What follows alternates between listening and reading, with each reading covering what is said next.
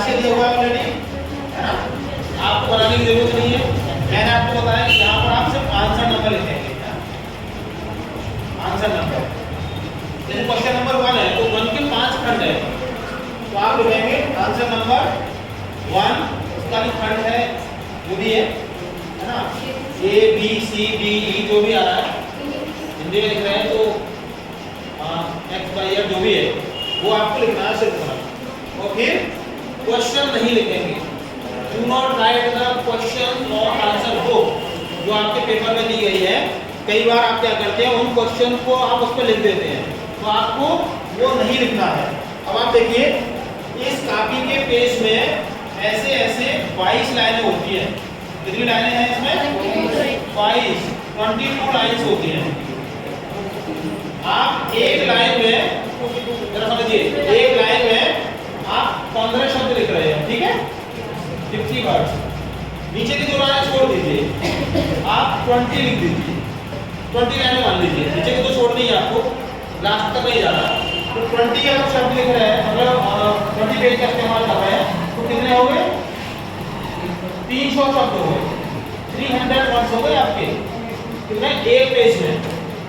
और जो short answer type question है जो खंड बी में आएगा आपका, इसमें 2 क्वेश्चन आने हैं, तो 2 क्वेश्चन, एक प्रत्येक क्वेश्चन कितने का है? 7.5, 7.5 नंबर का है। और कितने में लिखना है आपको? अधिकतम 200 वर्ड्स का, अधिकतम 200 वर्ड। ध्यान से समझ लेना, जो शॉर्ट है वो अधिकतम 200 वर्ड्स का। इट मींस अगर आप पूरा पेज भर देंगे तो कितने शब्द लिख देंगे? 300, और आंसर कितने में देना है? 200 में। इसका मतलब आधे से कुछ ज्यादा, मतलब 15 से 16 लाइन। हाँ बिल्कुल, 15 से 16 लाइन में आपका कंप्लीट आंसर हो जाएगा। तो आप ये समझिए कि 2 घंटे का पेपर है आपका, ये यूनिवर्सिटी का जो एग्जाम होगा ये 2 आवर्स का है। तो ध्यान आपको क्या रखना है कि उस 2 घंटे में आपको सेक्शन A B C तीनों ही खंड आपको करने हैं। तो दूसरा वाला में क्या करना है, आपको आधे से कुछ ज्यादा पेज का इस्तेमाल करना है, आपका आंसर हो जाएगा। अब इसी तरीके से जो उसका सेक्शन C है, लिखना देता हूं मैं,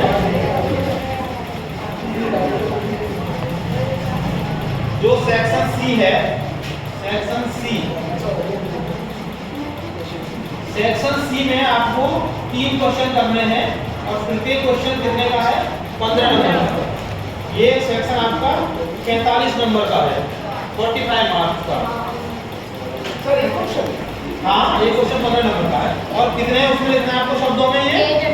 ये लिखना है 500 से और 800 वर्ड्स के बीच में, 500 to 800 वर्ड्स। 2 पेज से लेकर के 4 पेज तक पर्याप्त आपका हो जाएगा। मैंने 2 तो आपको लिखना ही है ना, मतलब अगर आप 300 वर्ड्स लिख देते हैं पेज में, तब तो आपका 2 से कम पेज में एग्जाम चल जाएगा।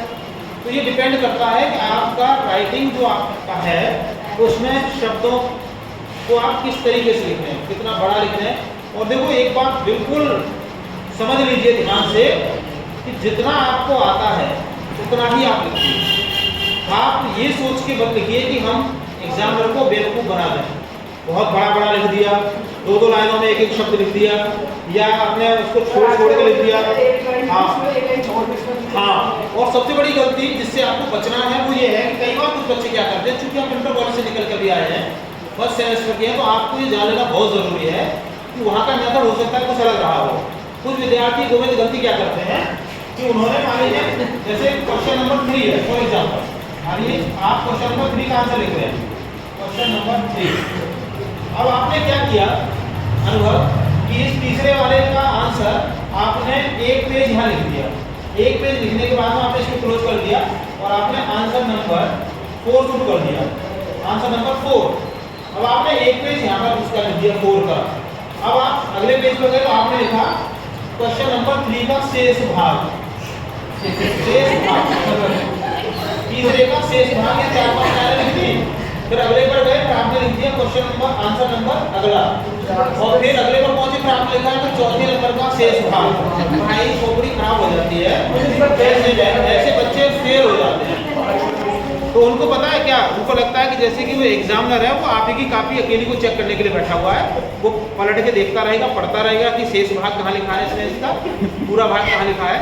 तो ये गलती आपको नहीं करनी। आप पेपर सॉल्व करेंगे केवल असेंडिंग ऑर्डर में। पहले सेक्शन ए को लीजिए, फिर बी को लीजिए, फिर सी को लीजिए, और जैसे ही क्वेश्चन पेपर आपके हाथ में आए सबसे पहले आप उस पेपर को पढ़िए, पूरा पेपर को एकदम चिल होके, कोई प्रेशर नहीं, कोई दबाव नहीं। मैं समाजशास्त्र की बात नहीं कर रहा, मैं हर सब्जेक्ट की बात कर रहा हूँ। पूरा आप उसको एक बार पढ़ लेंगे ना पेपर के लिए, तो कई बार ऐसा होता है कि जिन क्वेश्चन को आपको लग रहा है कि वो शायद मैं नहीं कर पाऊंगा, उसका आंसर देने में मुझे दिक्कत है या मेरी समझ नहीं आ रहा है, और उस क्वेश्चन की हो सकता है आपने क्लास ली हो, तो आपको अगर उसकी एक लाइन भी याद आ गई और जब आप लिखने बैठोगे तो एक नहीं आप उसकी 20 लाइन लिखो। जब आप लिखना शुरू करते हैं ना तो 1 बाई 1 माइंड में आने शुरू हो जाता है। ऐसा कुछ नहीं है, वो 2 घंटे आपके कंप्लीट है।